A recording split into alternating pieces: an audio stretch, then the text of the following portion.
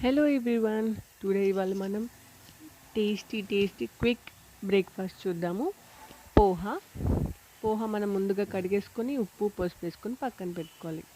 తర్వాత vegetables onion, tomato, carrot, beans ఉంటే beans, capsicum అన్నీ పెట్టుకోవాలి. వాటితో పాటు జీడిపప్పు, పల్లీలు, కరివేపాకు, కొత్తిమీర పక్కన పెట్టుకోవాలి. బాండీల్లో నూనె వేసేసుకొని తాలింపు వేసి పల్లీలు, జీడిపప్పు, మనం కట్ చేసుకున్న వెజిటబుల్స్ అన్నీ వేసేసుకొని లైట్గా ఉప్పు వేసుకొని బాగా మగ్గనివ్వాలి.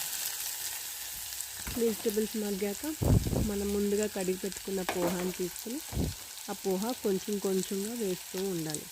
ఒకసారి వేస్తే ముద్దలా అయిపోద్ది కాబట్టి కొంచెం కొంచెం తీసుకొని అలా పిసుకుతూ మెల్లిగా వేస్తూ ఉండాలి. మొత్తం మనం కలిపెట్టుకున్నంత వేసేసాక దాంట్లో దానికి తగినంత కారము, కొంచెం ఉప్పు వేసుకుంటూ ఉండాలి.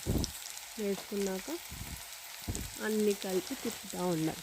ఒక 1 మినిట్ తిప్పితే సరిపోద్ది, ఎక్కువ వేగినా బాగోదు. 1 మినిట్ మొత్తం తిప్పేసేసేస్తే రెడీ అయిపోద్ది మన కోసం.